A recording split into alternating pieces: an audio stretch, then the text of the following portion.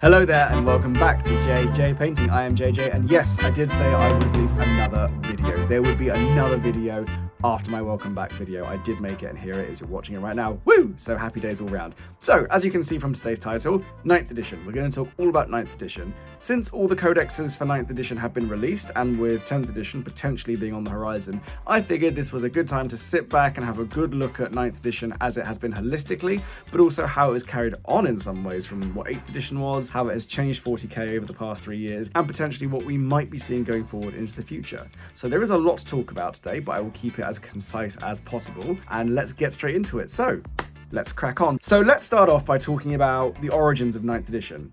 Well, they came from 8th edition, obviously. There we go, that's all done now. Goodbye. No, I'm joking.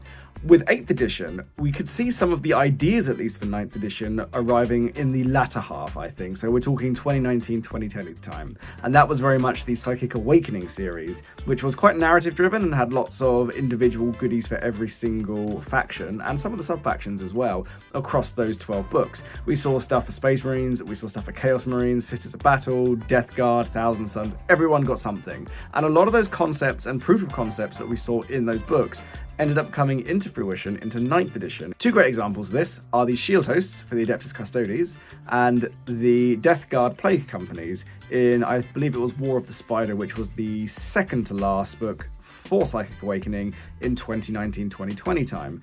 And a lot of those things that we saw in that book ended up being transposed directly into their 9th edition codexes, and we saw them come into the codexes bodies as a whole. The idea of there being sub-factions within the factions of armies that are themselves sub-factions, if that makes sense. We did start to see more in 9th edition. So what I mean specifically by that is we all knew the Space Marine chapters and the Chaos Legions and the Orders of the Sisters of Battle, but what we hadn't seen before is the subdivisions within some of those. So we have Space Marine chapters, yes, but we didn't have the legions, for example, of Thousand Suns and Death Guard with their own subdivisions within them in the forms of the Psychic Brotherhoods and the Plague Companies. Those were new, and I should argue they are still new ideas. We haven't seen them in 40k before because none of them had codexes of their own before 8th edition. And that's something else which has been quite similar going from 8th edition into 9th edition, is that codexes have become more expansive. Yes, some armies have been forced to share codexes again, so Craftworld and Harlequins are now both in the same codex. Not necessarily a loss in my opinion,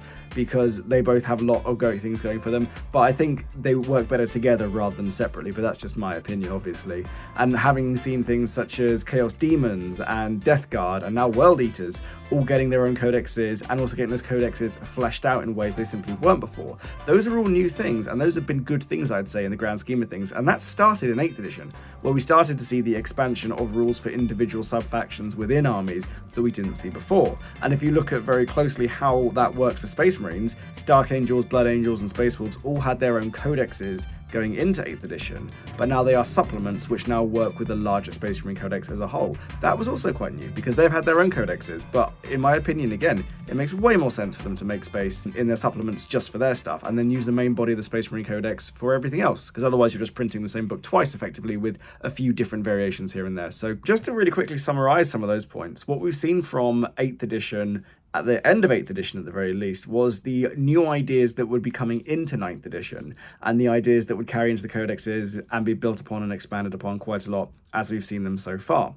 But let's also now talk about a few things that are similar in 8th edition to 9th edition that haven't really changed.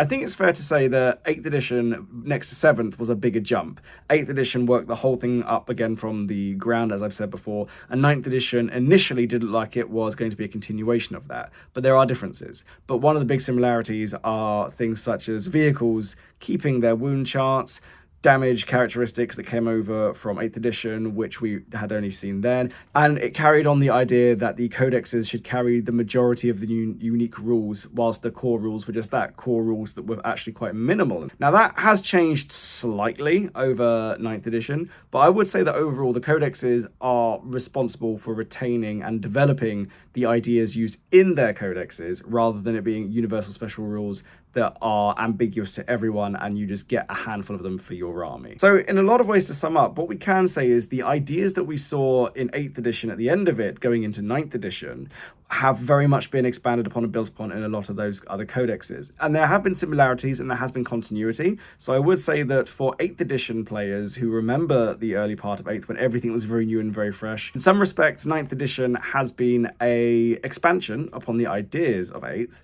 and allowing it to grow into new ways. And that brings me on to my next point. What's changed? What's different? What from 9th edition has diverted from where 8th and previous editions were? Well, quite a lot, let's be honest. It's been a very different edition. Okay, let's do the really quick fire stuff that is all very obvious and doesn't really bear much thinking about. So, terrain has been vastly improved with all new rules. Dense cover, light cover, heavy cover, that's all unique and new to 9th edition. Command points are used very differently. Detachments have changed. The way the mission structures were changed really quite heavily from 8th to 9th have also been really, really big and really important. And that's something which we need to dwell on just for a second because it did give rise, I'd say, to this feel that the 9th edition was more competitive overall, which I do have a video about coming. And this brings me on to a more subtle but really important divergence between 8th and 9th edition on the whole.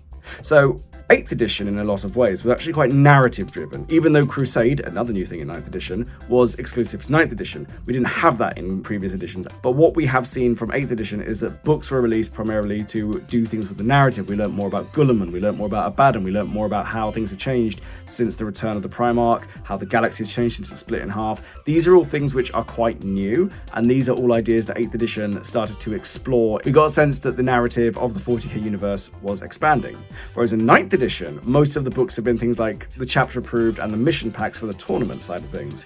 So where 8th edition was a edition which was designed as a narrative-based story game. Hello, so Josh here from the editing room. The footage didn't quite catch as like I would have wanted it to, but here we are. And I'm in the same jumper as well, which is hilarious. What I was trying to say about the difference between 8th and 9th is that 8th, as I said, it was more story-driven. 9th edition has had elements of the story, but has been largely driven by the mission packs and the competitive side of play. So Psychic Awakening was very story-driven with some nice rules attached to it, but most of the releases for 40k and 9th edition have been things like the chapter approves and the Arcs of Omens, the Warzone Nephilims, Nachmans and Octariuses, which have largely been more for structured match play than for any sort of story-driven campaign. And that's one of the big differences that has defined 9th edition next to 8th edition. Anyway, now back to the actual footage. But what I think is worth mentioning as well at this point is a very big difference into the releases that were happening in 8th and 9th as well. So obviously it's fair to say that all the 8th edition codexes were usable with 9th edition upon release, which was very different to 7th edition into 8th edition where everyone was in index form again. And just to quickly speculate, I'm not certain that we will see that happening again, the 7th to 8th model with 10th edition. I'm not sure that we will see the indexes return for 10th edition, and the reason for that is because unless the game itself is going to be pared right the way back down again and completely reworked from the ground up, it would be unlikely, I'd say, because that's a lot of work, and then that means that everyone is back to square one with their armies, with their codexes, and with the rules, in a manner which I don't think is really necessary, but that's again for my competitive side of things video. What I would say about the releases that have been in 9th edition is that overall, very different kinds of releases over the years with Games Workshop. A lot of them have been models driven. 9th edition has been different because I'd say it's been more ideas driven.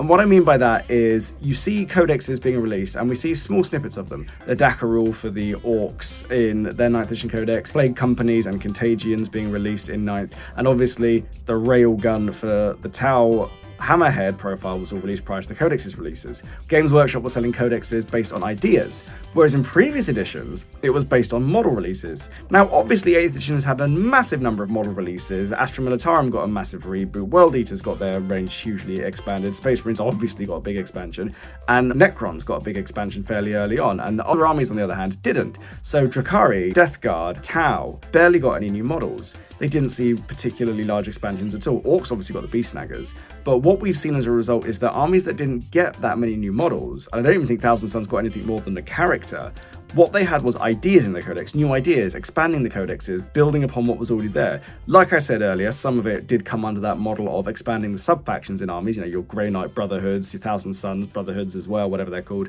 Those are all things which we saw in those codexes, where the codexes got deeper rather than broader. And what I mean specifically by that is that a broad codex has lots of models, but you only need 2 or 3 rules, there's only 3 or 4 things to remember about them.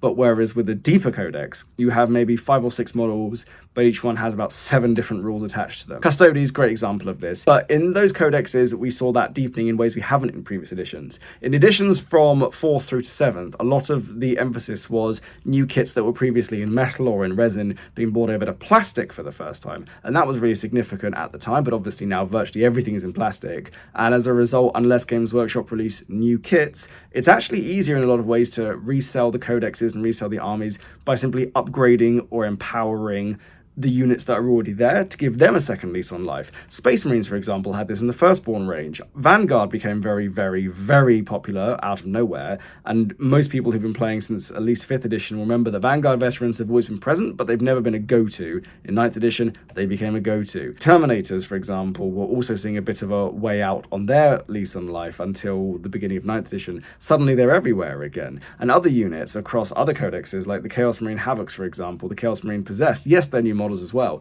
but they got massive updates, not just to sell the models obviously, which is part of the point, but they didn't have those sorts of rules before, and obviously by giving them that upgrade, it's suddenly taken them from fairly middle ground to suddenly everyone's talking about them and everyone wants them. And those are the sorts of things I mean when I say you have an addition of ideas as well as an addition of models. And that's what has been quite unique about 9th edition in a lot of ways. So one of the other things that I think is worth mentioning quickly is that we saw new progressive rules coming into 9th edition, which we hadn't seen before. And I do think this is the origin of lots of the conversation around 40k becoming more complicated as well, because as well as your faction, your sub-faction, and then your sub-sub-faction in some cases, you also now had progressive rules, which we didn't have before. So that's things like chapter tactics in Space Marines, Contagions in Death Guard, the Tides of the Warp for Grey Knights, arguably, and the Miracle Dice, which Sisters to Battle, Adeptus Sororitas, arguably already had, but they were definitely more expansive and more present, and they were more active in 9th edition than in previous editions.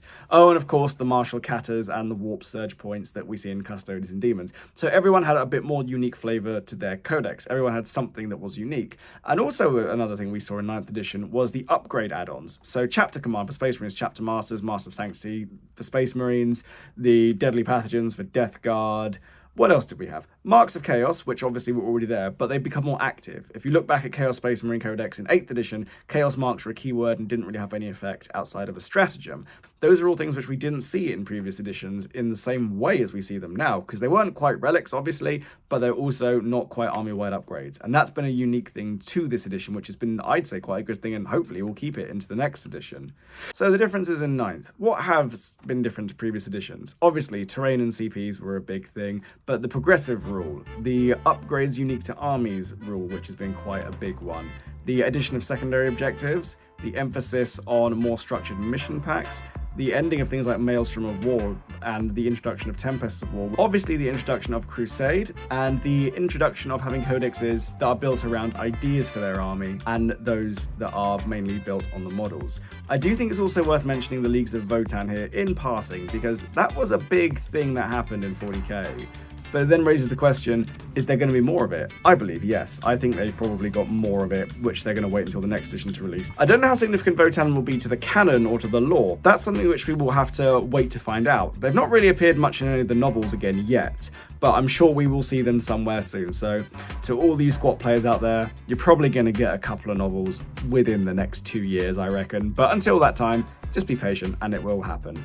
So this brings me on to the last thing to say today. The future of 40k, 10th edition maybe. What is that potentially going to look like when we think about where we are now from where we've come from?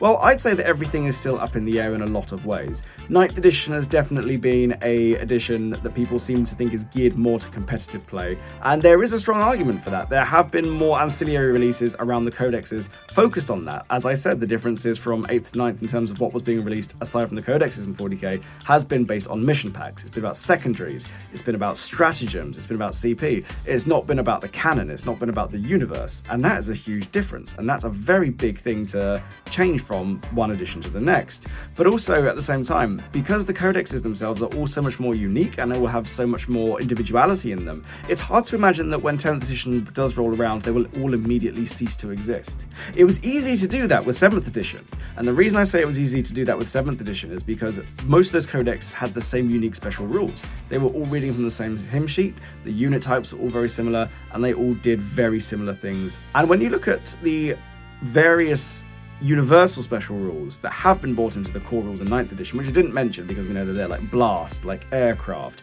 look out sir. Those things are add-ons. They aren't critical rules, they're not core rules to anything other than the game as a whole. There are ways to modify it, but not to change it. And 10th edition may continue to build upon 9th, it may completely change it, but I think 9th edition has in many ways been one of the most significant editions in 40k, but also because I've seen how it's changed the hobby in a lot of ways as well. It's not the same hobby it was 10 years ago, or even 5 years ago, or even 2 years ago when we were in the midst of lockdown, but I do think it has grown, it has evolved. It has shown that Games Workshop and Warhammer 40k as a whole are continuing to evolve and will continue to evolve into the future. But anyway, let me know what you guys think of all of this. Do you think 10th edition will completely rewrite the rules on 40k? Do you think 40k has become too competitive in some ways? Do you think it's become too complicated potentially? That's a big thing, and again, I'll be doing a video about that down the line. But let me know what you guys think below in the comments about 40k, where it is now, and where you think it's going to go, because I'm genuinely interested to hear what you guys think. And whilst you're down there, you know, like, subscribe, all that good YouTube shitty stuff. I try to post at least one video every 2 weeks, so check back there. Well, whilst you're down in the comments, have a look at my website, see the services I provide, or my Instagram if you just want to look at some pictures of toy soldiers, or comment, anything like that. It's just nice to hear from you all. Goodbye, have a lovely day, and thank you very much for watching.